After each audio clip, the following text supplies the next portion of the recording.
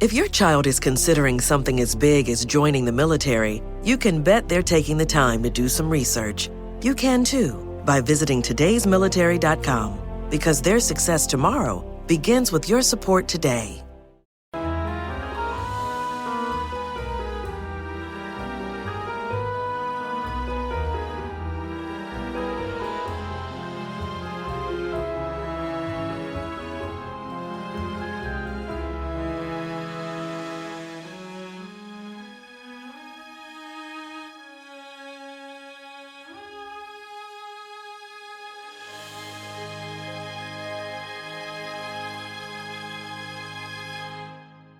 Hi everyone. So this episode was incredibly long. So what we're going to do is we're going to split it into two parts. If you are a patron on Patreon, which you can find that in the links in our description, you will have access to the full episode this week, like right now. Just go listen to it. But if you aren't and you don't have to be, that's fine too.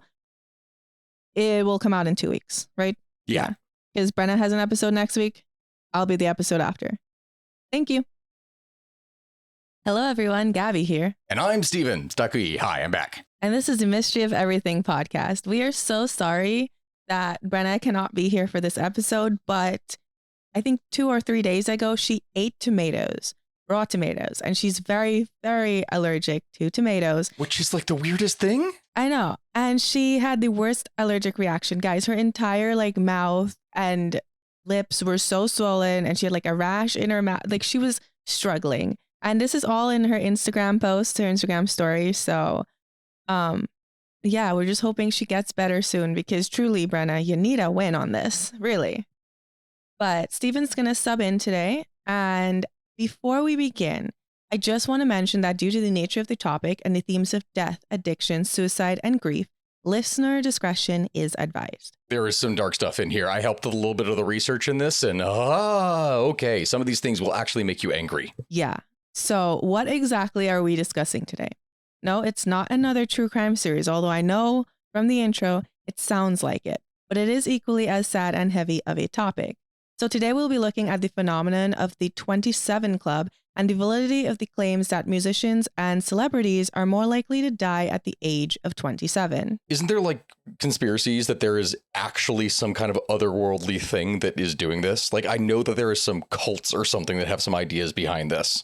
Yes, but that would take us into the cults aspect, which we have not done a cults episode yet. So we mainly focus on the likelihood of the theory, that people are more likely to die at 27 when they're famous.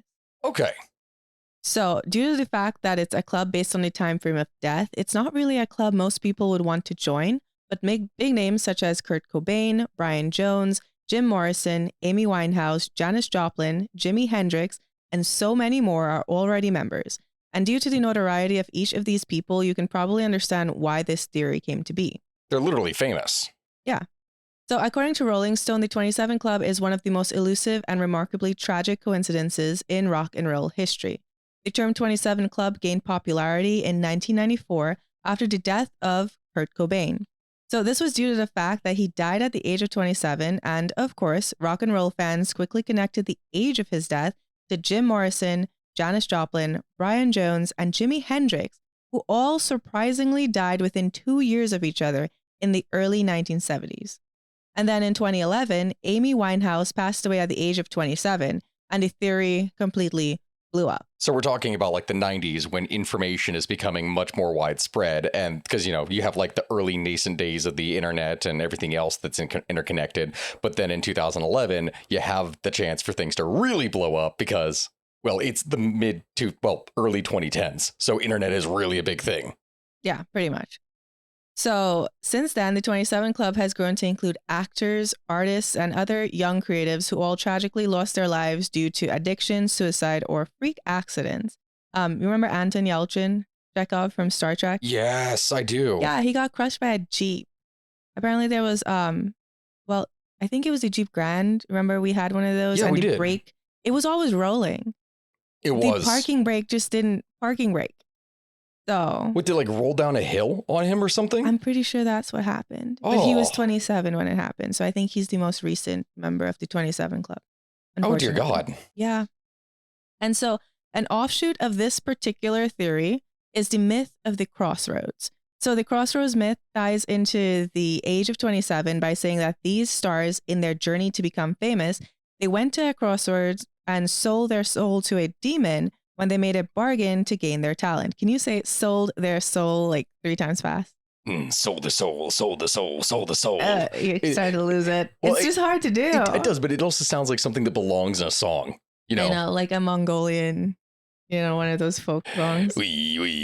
The well, you're terrible at that. Oh, yeah, I am. So this deal comes with the price of their lives at the age of 27. So before we go into the theory and its validity, we need to examine some of these stars and the conditions behind their deaths.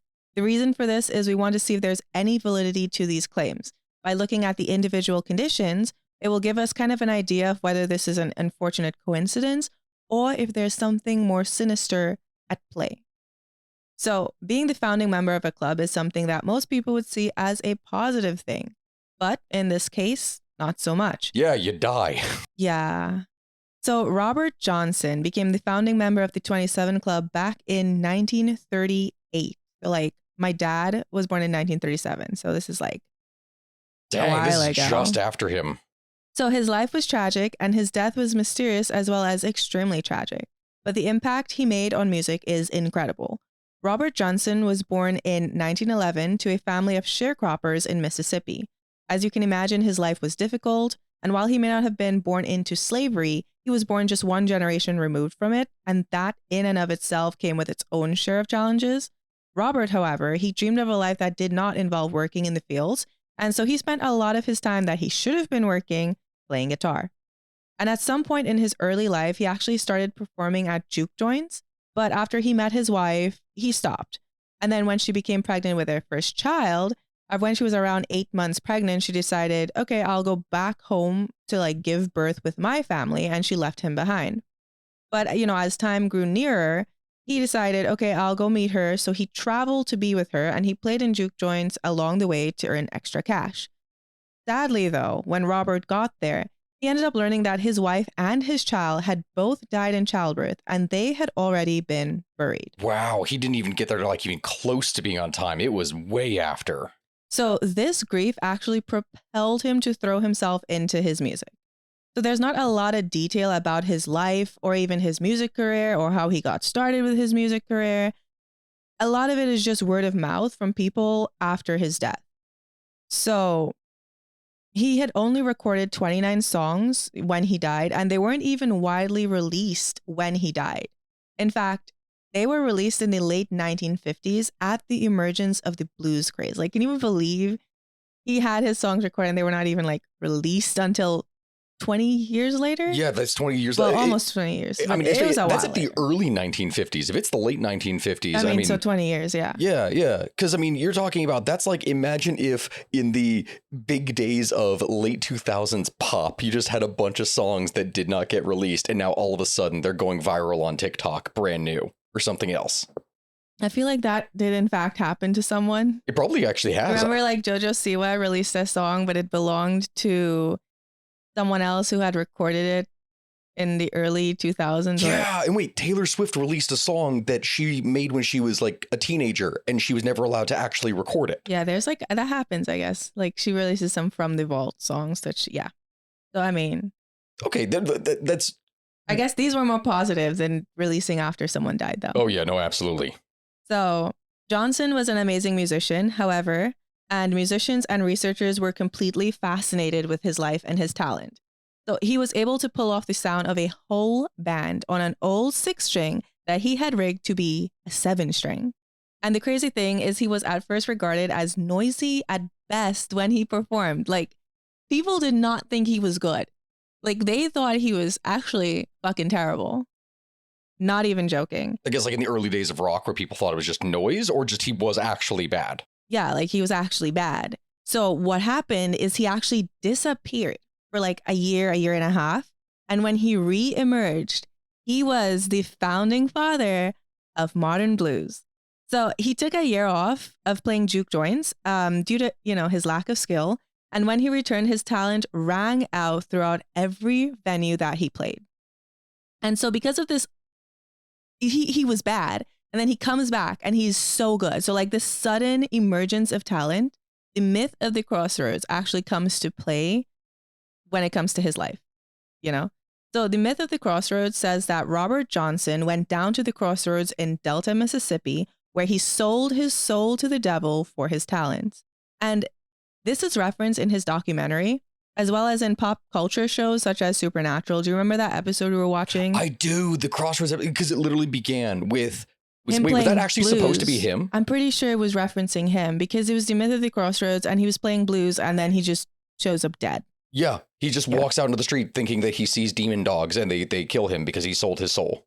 Yeah, pretty much. That's like a direct reference to this.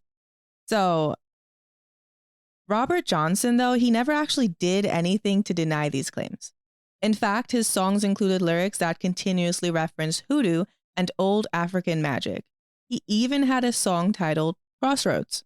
His family, however, denies that he sold his soul, and they say that he actually just spent the year practicing with very talented artists in the blues world, such as Zimmerman. And it's actually said that Beauregard Cemetery is where Zimmerman and Johnson would meet so that he could teach him how to play the instrument. Okay, so while all of this was fascinating, I know it's a bit of a tangent in relation to the 27 Club. So how did Robert Johnson die? Well, with his newfound talent, he shot to fame. And he ended up meeting a young schoolgirl and falling in love. And then she got pregnant with his son, but her family forbade their relationship and he was not allowed to be in her life or his kid's life. And obviously, he had already lost his previous wife and his kid. So now losing another kid and another love, he didn't take it well. He broke. So he decided to turn into, the party life. Like he would play music, alcoholism, women, the whole, rock star life, essentially, but way earlier. Back in the day here, like before any of that was big. This is way before even the big drug crazes that you'd see later on. Yep.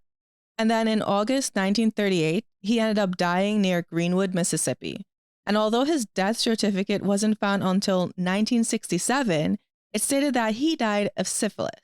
Although his family and many researchers claim that he was actually poisoned at a bar called Three Forks by one of the owners who was the husband of his lover. But either way, he died, and that is how he became the first member of the 27 Club. So that one is legit actually mysterious, where we don't really know. You can say stuff from the later time with people who pretty much obviously died of either suicide or drugs or other things, but his is weird. I know. I looked into it more. So they said he was performing and the owner or someone gave him a jug of whiskey, a bottle of whiskey that was poisoned, and then he died soon after. Then if you look into it, there's other sites that are like he performed at a juke joint on a plantation and he stayed there for a while and then he just died of syphilis.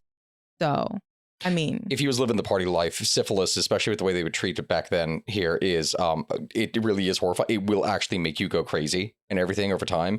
And it's pretty bad. Okay, so next up we have Brian Jones. So Brian Jones was a founding member of the Rolling Stones. In 1962, Brian Jones, Mick Jagger, and Keith Richards came together while Jones was working on forming a band. And he named this band the Rolling Stones, which he got from the Muddy Waters' 1950 song, Rolling Stone. However, just a few years in, and Jones ended up losing his place in the band due to friction with the other two men who were both controlling the band's musical direction. And then by 1969, he ended up parting ways with the band because he had an out-of-control alcohol and drug problem. Yeah. So his addiction actually led to him missing shows, having terrible live performances, and his unreliability ended up taking a toll on the entire band as, that would look bad. Dear God. Like, imagine you just don't show up for a performance. The rest of the bands, they're like, what the fuck? Imagine if I decided that I was going to recreationally go to every metal concert ever and just scream all day and night to the point that I couldn't speak. And then I had to show up to these recording sessions. Yeah, you'd lose your job. I'd fire you. I'd find a replacement sticky, and we're just going to pretend like, on a sitcom where they changed one of the main characters and nobody really acknowledges it, but it looked significantly different. Yeah, I just get someone with a deep voice and be like, hey, you're my husband now, and this is your job. Get an AI with a laugh track. Literally writing you off the fucking show.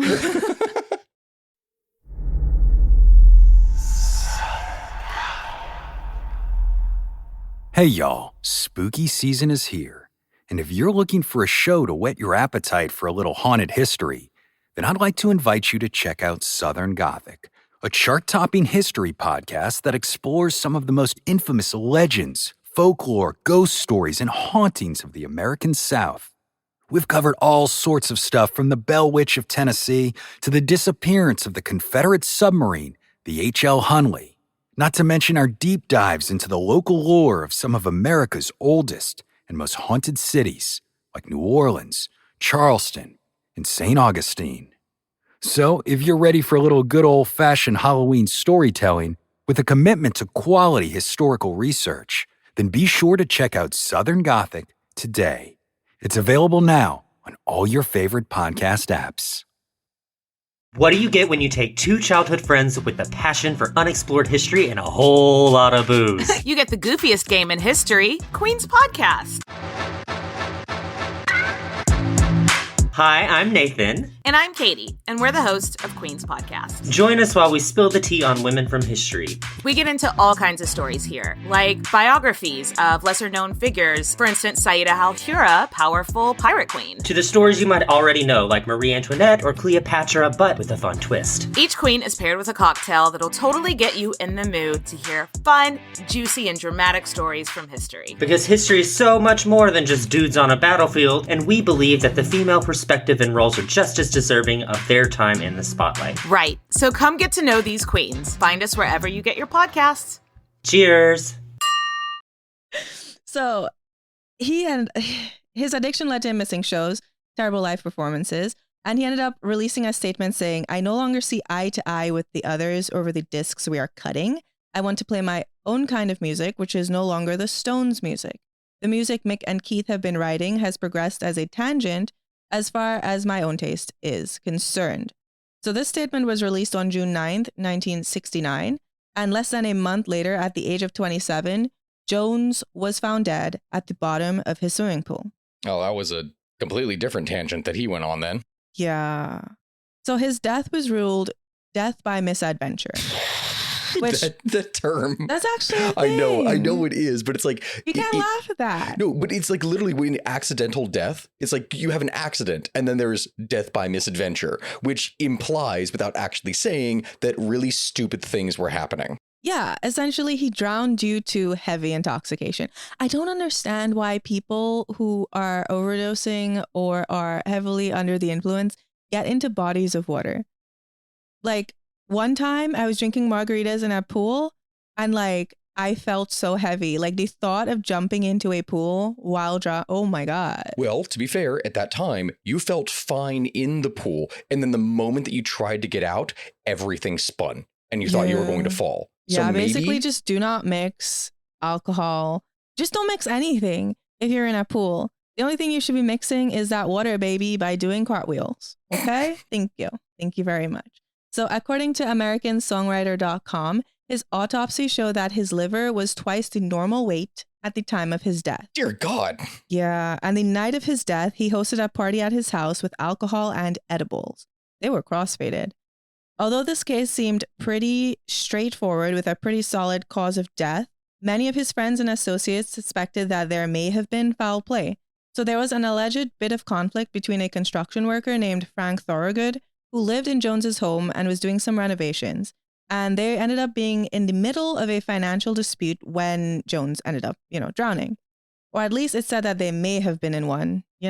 People can say things after someone dies. Especially if you have a person who's always partying and is around a lot of people. A lot of shit could happen. So another person at the scene of Jones's death was Janet Lawson.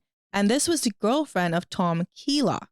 So Keelock was also a possible suspect in Jones's death, but he never ended up being questioned. But he was one of the first people on the scene when Jones was found dead in the pool. So the plot thickened when Keelock claimed that Thorogood confessed to killing Brian. So according to Keelock, Thorogood said in 1993 on his deathbed, quote, "It was me that did Brian. I just finally snapped." End quote.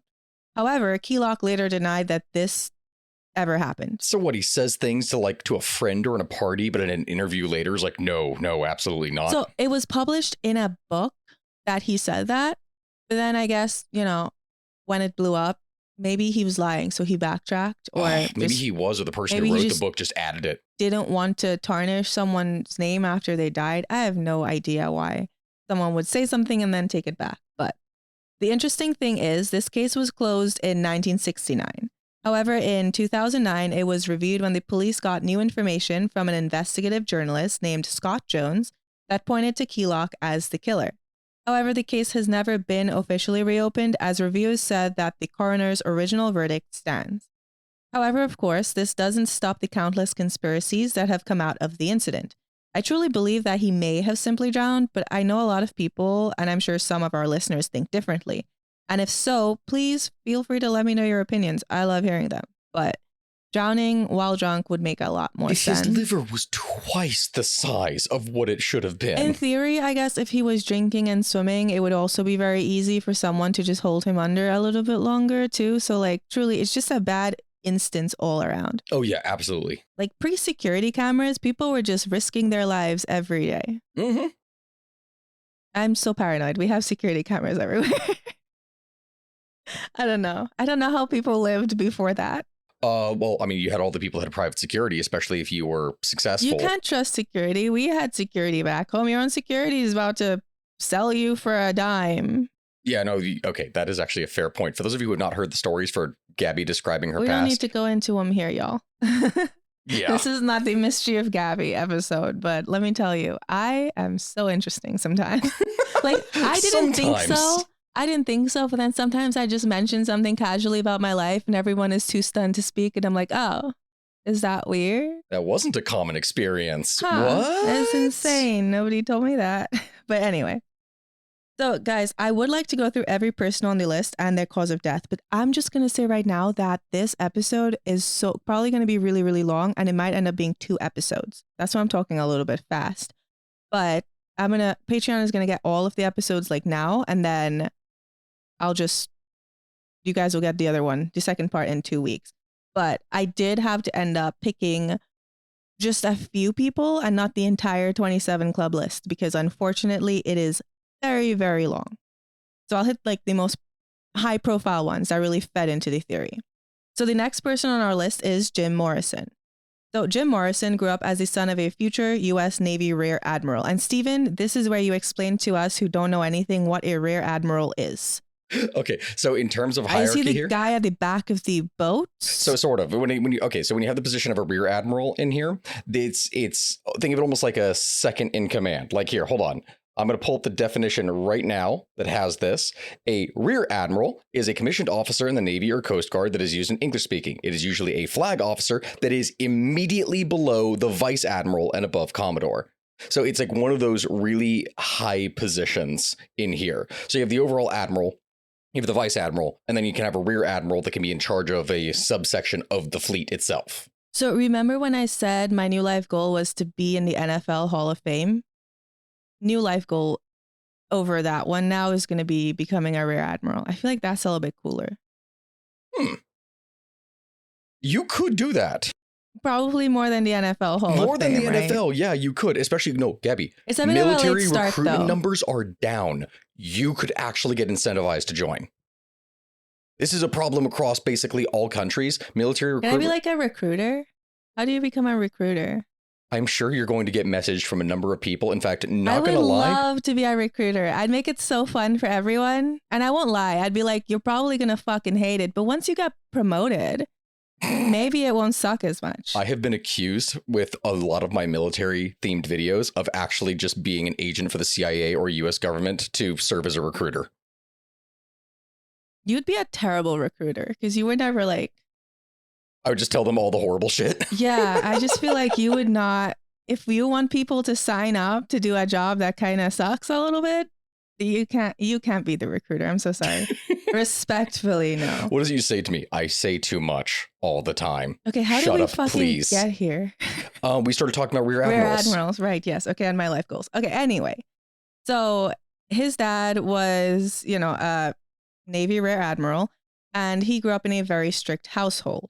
He had good grades and excelled at academics. He graduated from UCLA, but interestingly enough, he only graduated from UCLA because he was trying to avoid the Vietnam draft. Yeah, a lot of people specifically try to get into college in order to avoid being drafted. So if you were in college, you don't get drafted? To a degree, yes. There were some people that still could, but higher education was something that, well, that's one of the reasons why when they would talk about Vietnam as being the poor man's war, is like you had the people that could not afford or were not intelligent enough to get into college, and that they were just being drafted and sent off to fight and die. That's just not okay. But anyway, after college, he dove into music.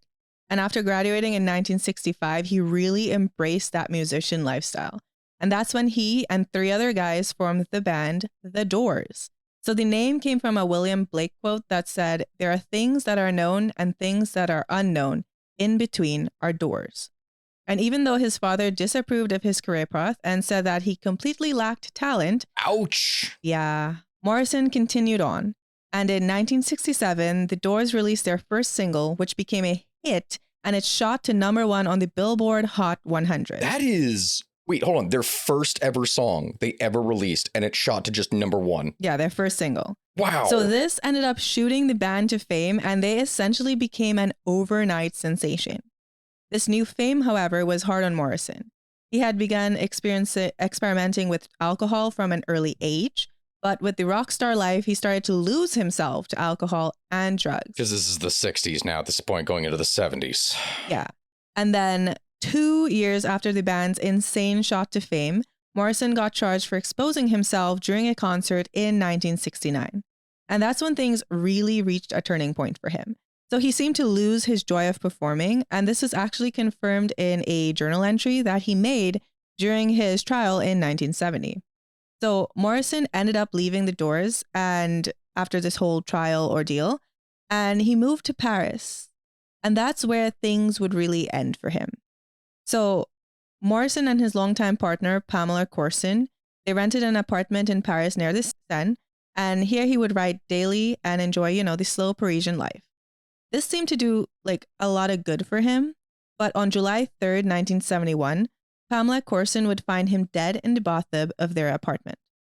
So the police ended up questioning her to find out what might have gone wrong, as he seemed healthy, and she insisted that they only went to dinner and they watched a movie before bed, but he woke up feeling really unwell in the middle of the night and he decided to take a bath. However, I've done that before.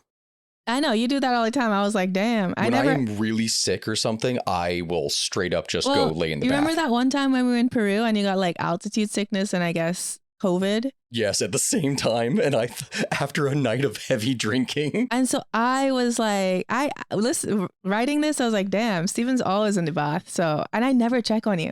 I never do. I'm just sleeping. So just don't die, okay? Because it looked kind of bad. Got it. Understood. People will be like, damn, she didn't hear a thing. No, bitch, I'm a heavy sleeper. We have sound machines on, to be fair. I literally don't hear anything. I know you get out of bed and I'm like, oh, well, he's up to his own devices. Good luck. But anyway, she said that he fell ill. He got into the bath, but Morrison seemed to die of heart failure induced by a heroin overdose. And no autopsy was done. Wait, none? No. And since no autopsy was done, the only thing they had to back up what happened that night is just Corson. What she said happened. They didn't do an autopsy. The French police had a lot of questions, obviously, because heroin, drug use, but I guess they didn't push too hard into it, obviously. That seems so... I mean, I don't know exactly what the Parisian police practices are in comparison to what you would see. I don't know, because I don't know enough about that specific time frame for how they approached things. Also 1971. So, I don't know. But the sad thing is Pamela Corson herself would die 3 years later from a heroin overdose as well. Okay, well, by that logic, if she was doing the same thing, if that's a thing that they would do to get, if that was her normal dinner night, oh yes, we're going to go out to dinner tonight. It's such a nice, pleasant night. And then we're going to do heroin. And if that was just their standard thing of what they would be doing, and that was what was considered normal. Yeah, actually, I could see how that could happen. And then, of course, 3 years later, she continues to that same kind of lifestyle. It ends for her. I feel like heroin, a lot of people overdose on it a lot. I guess it's not as standardized. And then even cocaine now, because fentanyl. I don't know what fentanyl is. And I honestly did not know how you did heroin until like you were the one who told me, because I was like, oh, you like snort it? You inject it, Apparently smoke it, you can etc. snort it though, and we'll get into that here. But the thing is with it, and I actually just covered this. So on my own YouTube channel, the History of Everything podcast, I literally just did a whole episode on how the Taliban became drug lords. And heroin comes from poppy, of which over the course of this time frame, the overwhelming majority of it was coming out of like Afghanistan, Myanmar, and other territories, because Afghanistan, this is the time when the Afghan was like in its own little state of constant civil war, and it had poppy fields growing everywhere. And it was just, there's so much heroin that was coming out in this time. It was flooding European markets. Interesting. Hello everyone, Stakuyi here. And I'm Gabby. And we are the hosts of History of Everything, a podcast which you can probably guess by the name is, well, I mean, it's about everything. Do you want to know why people thought potatoes were evil and would give you syphilis? Are you curious about all the stories of the terrible and stupid ways that people have kicked the bucket over the years? Do you want to hear tales about all of the different badasses of history and the lives that they had brought to life? Well, if so, then look no further. History of Everything is just the right podcast for you. It's available on Spotify, Pandora, and anywhere else that you get your podcast from. Join us for some fun and just see how weird and wacky history can be. But with Morrison, for the longest time, the only information on his death was gotten through Corson. But members of Parisian nightlife have now come forward with new stories. Now, can these stories be trusted? We don't know. People may say all types of things about famous people after their deaths, but these are some of the accounts. So a New York Times journalist named Sam Burnett, who was a former manager of the Rock and Roll Club in Paris, came forward saying that Jim Morrison actually died in a toilet stall at the club, as he was said to spend many nights there with his girlfriend. Burnett also said he saw Morrison meeting with drug dealers before he allegedly died in the toilet stall. Could that be the heroin? So the interesting thing is Burnett isn't the only person to tell that version of that story. Photographer Patrick Chauvel says the same thing, and he said he believes that the drug dealers carried Morrison home and put his body in the tub, which I don't know, it seems a little far-fetched because who would do that? But who knows what people would do to cover their own tracks? Exactly. If they are selling the drugs at the club and they don't want police presence to come to the club, oh no, he didn't die at the club. He died somewhere else. Well, yeah, because they wanted to call, according to the stories, people wanted to call 911. They wanted to call for help, but the drug dealers allegedly were like, oh no, he's fine. We'll take care of him. So who knows, you know? But the most widely accepted theory of his death, though, is that Morrison and Corson spent the night doing heroin together, and he seemed to overdose. However, some people claim that Morrison did heroin by accident that night, thinking it was cocaine, or that Corson killed him, with one theory claiming that he faked his death to escape the spotlight. But with all of the theories, the truth is a young star died at the height of his fame at the age of 27, like many others have also done. So, very sad. Also saying his girlfriend killed him. I don't know. The interesting thing, though, when they said he thought it was cocaine, I thought I wrote it in here, but he would snort. I'm pretty sure he's the guy. He would actually like do heroin without shooting it up because he was afraid of needles. My only thought while writing it was, if you cannot do heroin the normal way, don't do heroin. Yeah. Or better yet, just don't do heroin. Oh, yeah, because a lot of people so here's the thing when it comes to heroin, right? You can inject it, you can snort it, or you can, what was the other one? Smoke it. Yeah, you can smoke it. And a bunch of people straight up believed that if you snorted heroin because you weren't injecting it, you wouldn't get addicted. I kid you not, that is genuinely one of the thoughts that people had. It was like one of the urban myths behind it. Like, oh no, it's safer. It's way better to do. No, it was not. Huh. I could get the reasoning, I guess. But yeah, just don't do heroin. Just don't do it. So next up we have Jimi Hendrix. He died on September 18th, 1970, and his death has been a mystery ever since. Jimi Hendrix, whose given name was James Marshall Hendrix, was born in 1942 in Seattle. He grew up fascinated with music, and he got his first guitar at 11 and joined a band at the age of 13. As a teenager, he was described as being shy with a complete lack of stage presence by his former bandmates. Hendrix, and he joined the US Army right after dropping out of high school, but this didn't stop him from pursuing his music. While he was in the military, he formed a band called the King Casuals. And after he left the military in 1962, he really embraced the music and he started touring. His most famous performance, though, was Woodstock in 1969, where he played the Star-Spangled Banner, which, guys, you guys will know this in the comments. Is the Star-Spangled Banner, like, was it one of his songs? Or did he just play the anthem? Please let me know, because I should have Googled that. I had questions. However, in 1969, Hendrix also stood trial for heroin and hashish possession, and while he was never convicted, he also admitted to using LSD, marijuana, hashish, and cocaine, although he strongly denied heroin usage. At his trial, he's quoted as saying, "This I really believe. Anybody should be able to think or do what they want as long as it doesn't hurt somebody else." So he was like a hard line for just the almost like hippie libertarian. Yeah, I mean, he wasn't really bothering anyone, so like I get it. Well, with drug users, it typically you never really know there. Yeah, I guess addiction can impact others and you're not aware of it impacting others. So, but that's a whole other conversation. So how did he die? Well, his song Purple Haze is one of his most famous, with many believing that it was about drug use and that it foreshadowed his death. The evening before he died, he spent the time with his German girlfriend, Monika Dannemann, at her apartment. They ate dinner and they split a bottle of red wine. At some point, Hendrix allegedly took a phone call where he was trying to get out of his contract with his manager, Mike Jeffries. And then after this, he attended a party thrown by one of his associates that he felt like he really needed to attend. And while there, he ended up taking an amphetamine pill known as Black Bomber. That is a ominous name. I know, but this was a really popular drug at that time, and it's what people call the drug known as Durofet.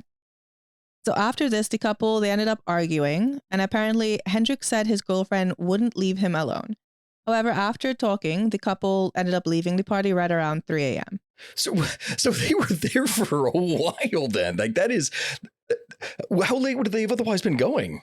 I don't know, but you know when you like go to a party and then you do some drugs and then you fight with your girlfriend and then you leave? No, I don't know Time any just of flies these things. when you're having fun, bestie. I don't think many people know these things, but who knows? So upon getting home, Hendrix claimed to be unable to sleep, and he ended up asking Dannemann if he could take one of her sleeping pills, to which she said no. However, after, because if you do amphetamines, I guess, it keeps you up from everything that I Googled. So she herself couldn't fall asleep, and she ended up taking a sleeping pill around 6 a.m. And then she woke up 4 hours later, where she found that he was also fast asleep. So she was like, okay, I'll just go buy some cigarettes. However, when she returned, that's when things went south. Hendrix was unconscious and she was completely unable to wake him. She ended up calling emergency services, but when they arrived, she was nowhere to be found. What? So emergency services, they were met with an open door, closed curtains, and Jimi Hendrix's dead body. He was found covered in vomit and his airway was fully clogged all the way down into his lungs. There were multiple attempts to resuscitate him at St. Mary's Abbott's Hospital, but, they all failed. He was pronounced dead at 12:45 a.m., and his autopsy showed that he died of asphyxiation on his own vomit. Dannemann later said that 9 of her sleeping pills were missing, which would be about 18 times the recommended dosage. Ooh. So after autopsy, it was concluded that his death was accidental. But of course, there are rumors, theories, and speculation. So Hendrix had allegedly gifted Dannemann a book of poems the night before his death, and some see it as a suicide note, as he allegedly had said that he wanted her to keep the book, as it was the story of, like, the both of them, I guess their love story. So the book was found by his deathbed, and the verses talked about existence, with one of them being, quote, "The story of life is quicker than the wink of an eye. The story of love is hello and goodbye until we meet again." So Hendrix's manager, though, Michael Jeffrey, he absolutely rejected this suicide angle. He personally didn't think Hendrix would do something like that, but who knows, you know? He didn't seem to be unsuccessful or lacking in money or other issues by that time. Like, yeah, you have the drug use and other stuff, and yeah, got into an argument, but there didn't seem to be anything that would just want to drive someone who was super successful to kill himself, you know? Yeah. So Michael Jeffries, though, here's the thing. There were claims made in 2009 when James Wright, who was a roadie of Jimi Hendrix, he claimed that Jeffrey, the manager, actually killed Jimi Hendrix. So in his book, Wright claims that Jeffrey said, quote, "I had to do it, Tappy. You understand, don't you? I had to do it. You know damn well what I'm talking about. I was in London the night of Jimmy's death, and together with some old friends, we went round to Monica's hotel room, got a handful of pills, and stuffed them into his mouth. Then poured a few bottles of red wine deep into his windpipe. I had to do it. Jimmy was worth much more to me dead than alive. That son of a bitch was going to leave me. If I lost him, I'd lose everything." Hold the goddamn phone. Wait, so this is another case of someone writing something in a book that...